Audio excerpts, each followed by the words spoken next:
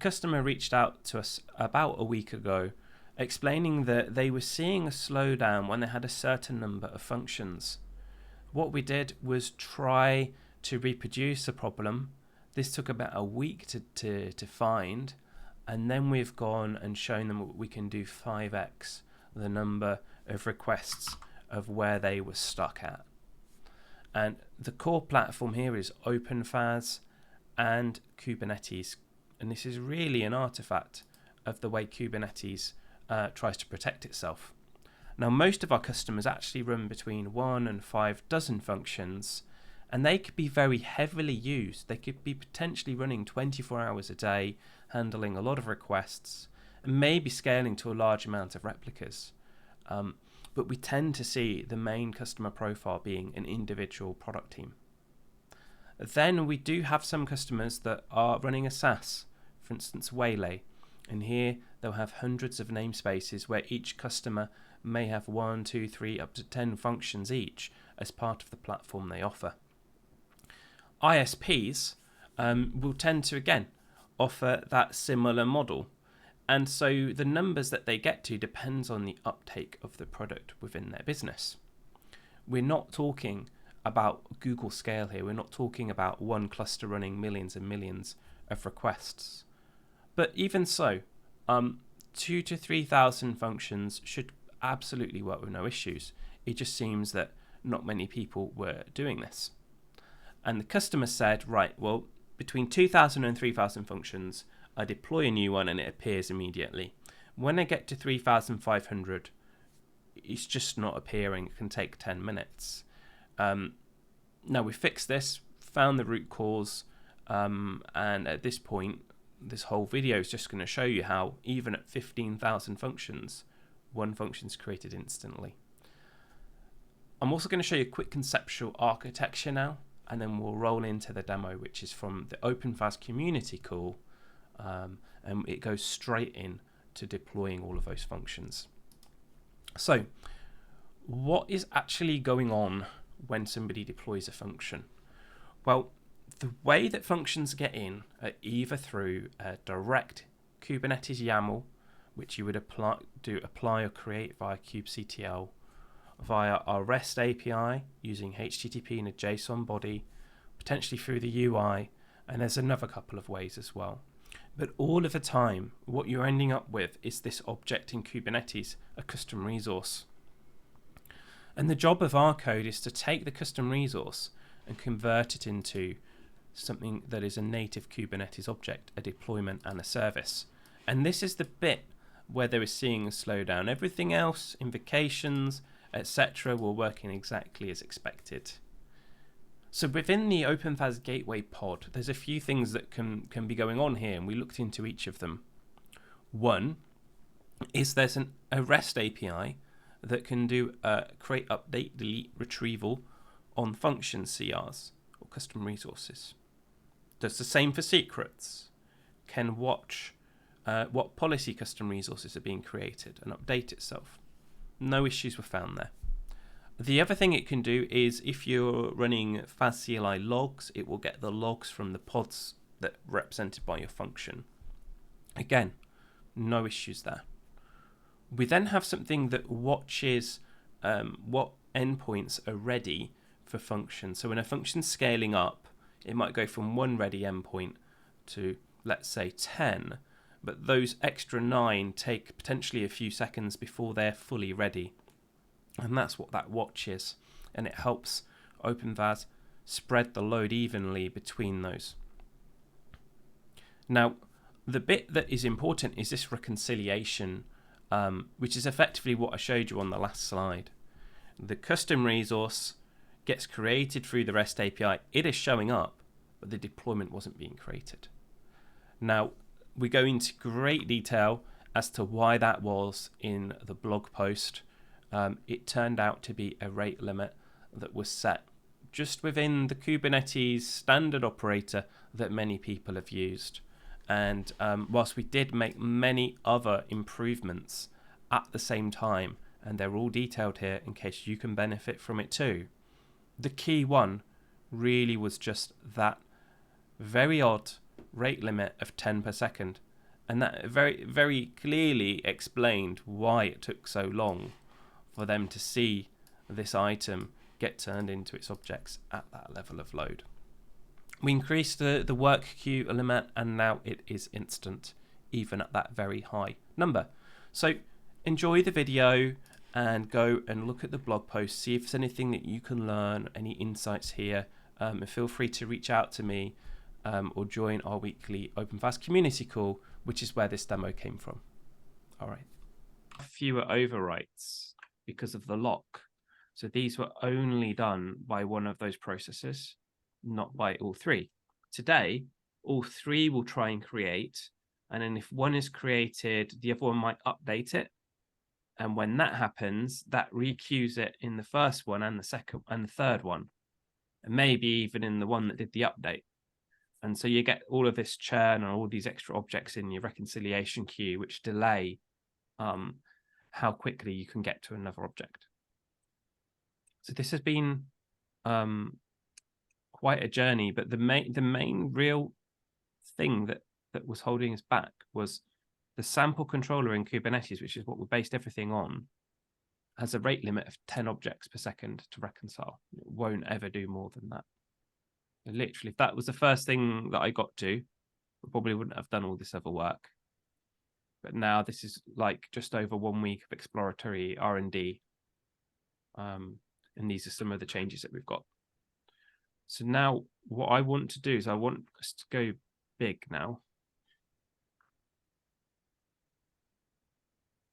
I want us to deploy the env function.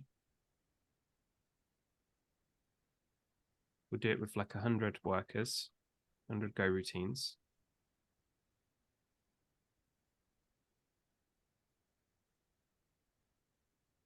We've got the gateway set. We'll go for 5,000 in this namespace. And then we'll create another namespace and we'll put the rest of them in there because it's not recommended to have that many within a single namespace. We can configure the namespace. I'm just going to go to the docs and create 2 new ones, and then we'll use that.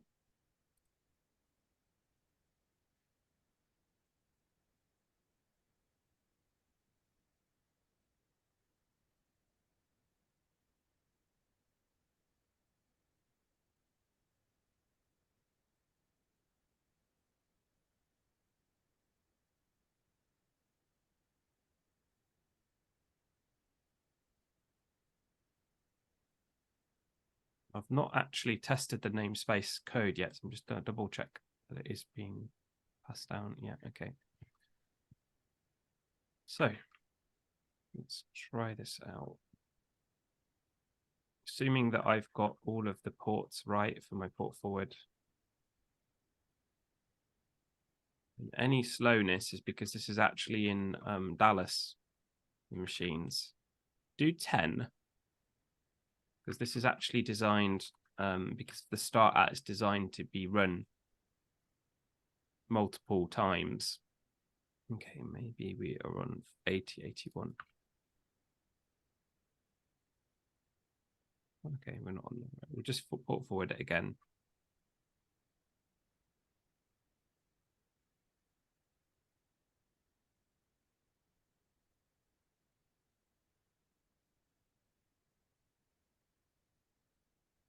Meanwhile, these are our logs, so we will hit enter there. Okay, so we can see we got all 10 as we'd expect. Let's now go to a bigger number. We'll do 5,000. And workers wise, I mean, we can do as many as 100. I haven't actually tried that. Let's try 100.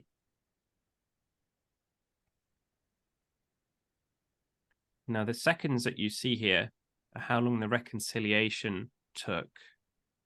And that comes off the work queue. And the work queue does have a limit on it. So it is going to take a certain amount of time. But we're already at 3,000. We're not been going that long. And obviously, this is finished. Let's go into namespace B. Once that is done, we'll put the rest in B. And this is a problem that the customer had. Now, obviously, I've needed a lot of nodes here, basically because you just can't create the pods unless you've got the nodes to back it up. 110 each.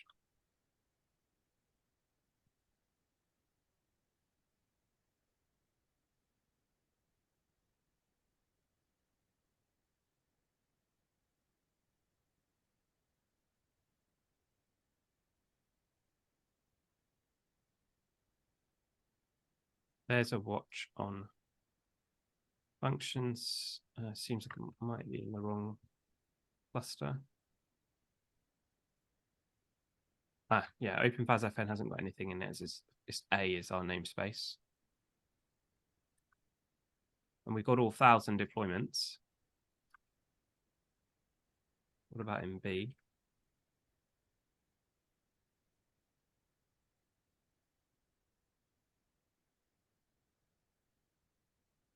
He doesn't have any.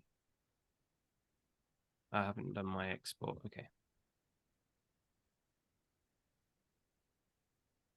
B has got them as well. So the extra one on there is not to be confused. That is actually just the line at the top of the summary on it. All right, and then in terms of pods, in A, and this is where the limit is now down to Kubernetes control plane components. I think you can tune them, but I don't know. That's really something's practical on something like EKS.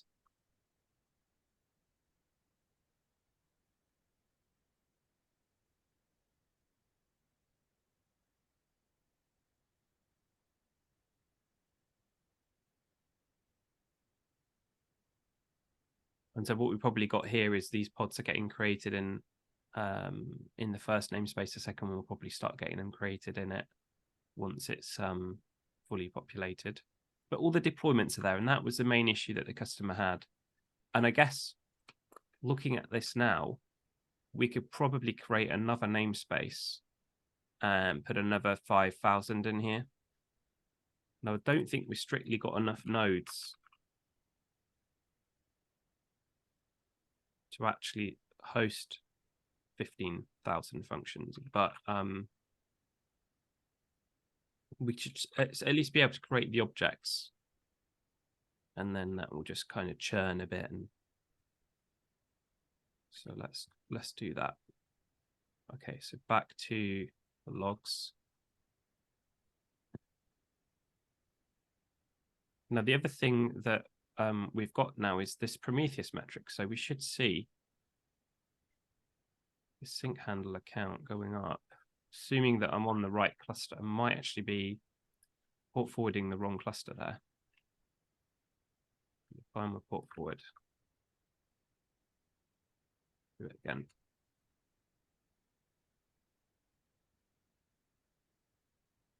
Just hitting refresh.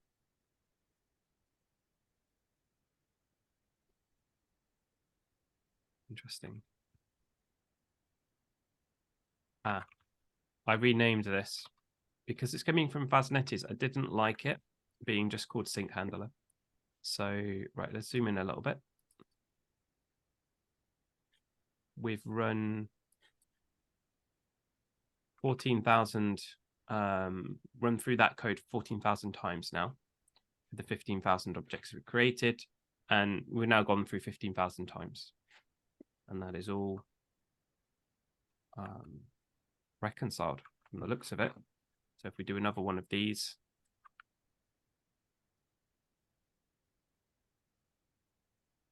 see.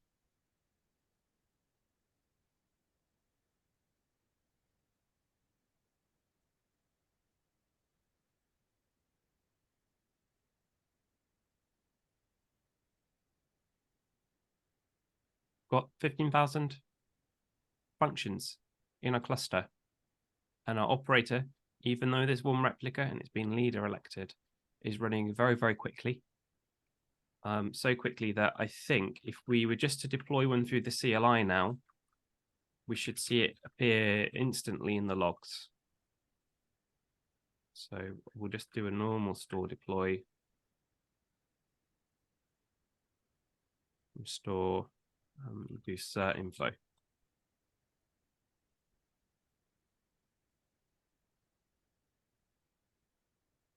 There you go. Immediate. So given where the customer was, where they had 3,500 functions, and then it was just getting bogged down, we've now got 15,000 functions without any sharding at all. And one replica that's been elected leader, performing all of the reconciliation. Isn't it satisfying to make something go really fast? It's nice to fix a problem like this. Yeah, very nice. I don't know how you make this go quicker. How you make this go. That is the exact question that I was going to ask you, which is, do you think that you have reached that you've pulled all the low-hanging fruit that you can see right now? That sounds like yes. So if we look at all of the pods in the whole cluster,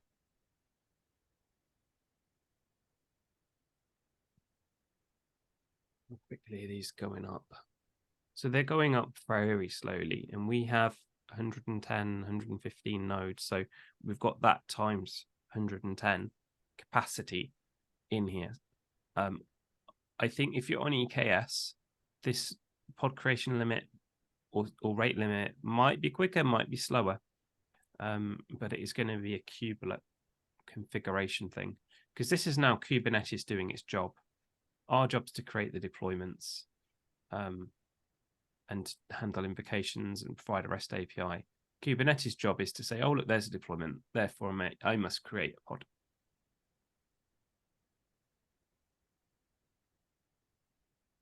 Now, one other thing I want you to do, as we're sort of hot on the topic, is show you what the operator and gateway look like at the moment.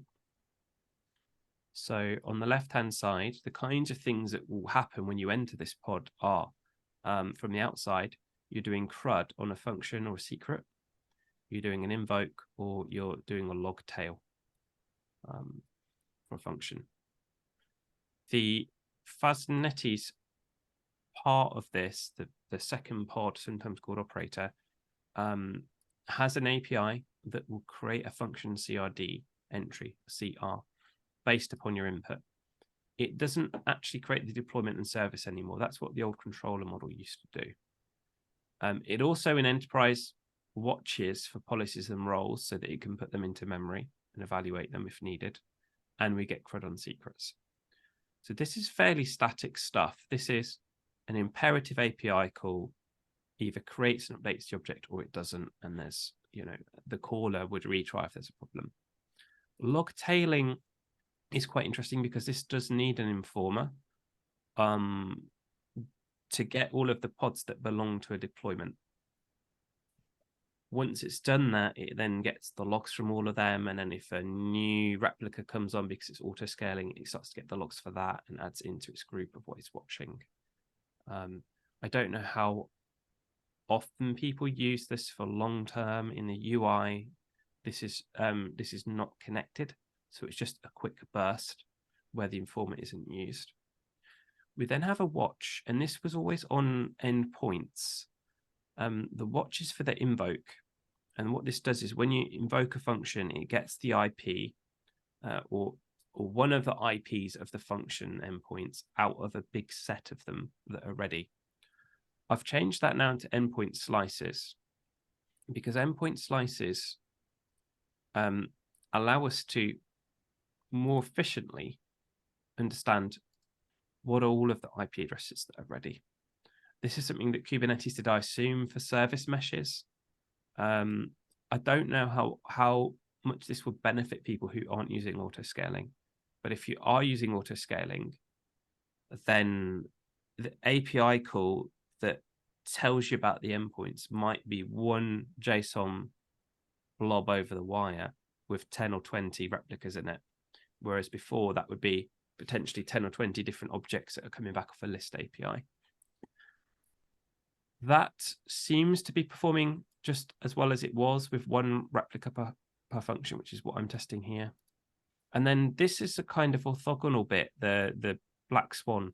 So there's this reconciliation for the function that's created via the REST API that then becomes a deployment or a service, or deployment and a service. That's what the Prometheus time series is on. And every time that runs for an item, we're getting this incremented.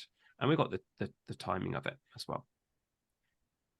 Now, that resync period was every 5 minutes, which meant when you were on Prometheus, what we actually saw was this big peak, 5 minutes, another big peak, 5 minutes, another big peak. And as I said, overnight for 6,000 objects that had run over 1 million times. That is now up to 10 hours. The resync doesn't actually go to the Kubernetes API server and check it's got all the latest data. It just replays all the events that are already in the cache. So main changes, endpoint slices instead of endpoints. This is particularly going to help when there are multiple replicas for a function. Leader election means that only one of these FaaSnetis processes is going to run the reconciliation in the dash box. The rest has to run. We can't not have it run. So we've got horizontal scaling in a couple of ways. One is you can scale the CRUD API, you can scale the pod tailing, you can scale the invoke. But the reconciliation can't really be scaled. It can only be active passive failover, which is what we've got now. The work queue had a rate limit of 10 QPS. I think the default is now 350 QPS. If you're running a small cluster with 30 functions in, you're not really going to see a difference with that. And then there is a new metric for the sync handler. I added a gauge, but the handler function runs so quickly, the gauge never increased or was never above 0 when it was scraped. So I'll probably remove that. And then Hannah's been testing that everything still works when the leader election is turned off. Right. So if you are running one replica of the gateway, you don't need your leader election. If you are running more than one replica, like 3, which is what I recommend for production, then you can turn it on, and then one of them will become active.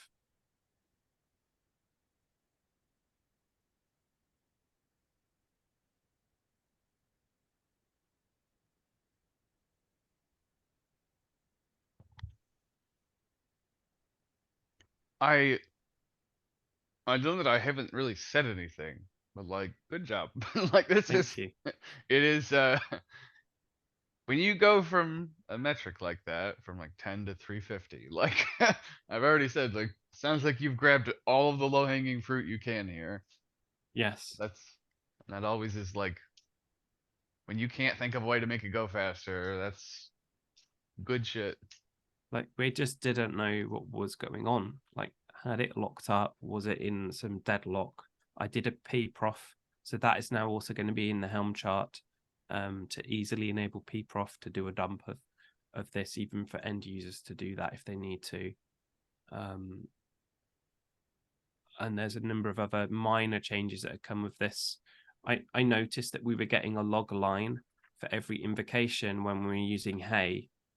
And so now we should not be getting that anymore. I don't know if you've noticed that when you were doing heavy load on your cluster. I mean, I've noticed for a while that when you make changes to the state of functions, it just produces like a ton of logs. So this is And specifically on the invocation. oh, you mean the API stuff? Yeah. So Mm. when you invoke a function, the operator used to give you back. Okay, I need to put a namespace on that. It used to give you back a message saying that it had been invoked. So that's 150 invocations just got done there. You will see in the current version you're on now, if you look at the logs of the operator, every time a function is invoked, it tells you how long it took as a log line. That's been taken out now. just unnecessary noise. Yeah. So I all mean, of this hay test would have been generating like hundreds of thousands of log lines for your log aggregator that you wouldn't need, that wouldn't be particularly very useful to you, because there's a yep. Prometheus metric as well. So that is now removed. And Nitish, you can do that for FASD as well.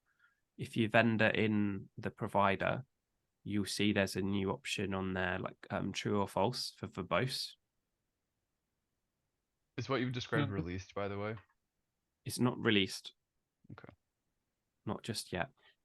Yep. We're doing the due diligence testing on it. Han's been looking over my PRs as well. Yeah, I mean, Yeah.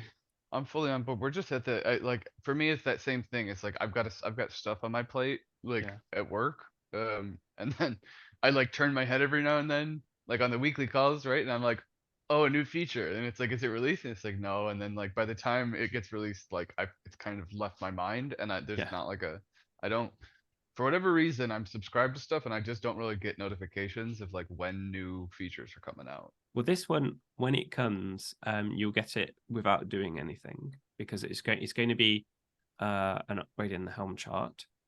The leader election, well, it depends on how many replicas you're running of the gateway. So it will be off by default, and then if people turn it on through the values YAML, it will be there. The reconciliation update, we've already increased the base values of these, so we'll document these, but you wouldn't need to change it on your end. There's also an API for if the Go client is calling directly to the API without using a cache or informer. So creations always have to go through that. They can't go through a cache. We've now made this configurable, and in the past it wasn't. So just a few more options. I don't know what you've got for your functions image pool policy, but I'd probably recommend setting it to if not present. Definitely I had to do this, otherwise would have destroyed GHCR. Yes. 6,000 pulls. I've had that setting since week 1 of using OpenFaaS. We moved this from being oddly on FASNetties into its own section of values YAML. And I think, well, you were there on the call when we explained it, but it has moved to there. Should it be if not present by default, maybe? Or so if not does present, make it's more not sense? available in OpenFaaS CE. Okay, yeah. So then that makes it a bit difficult. But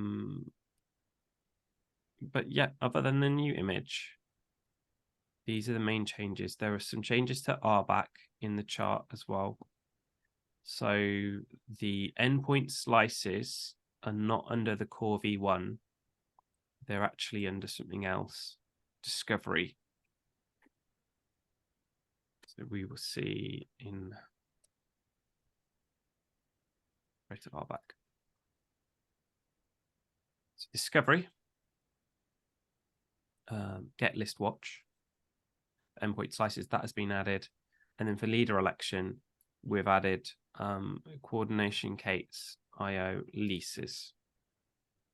And you need the full CRUD on there. And the lease is the native object that is used along with a config map. So config maps have also got delete on them now and update.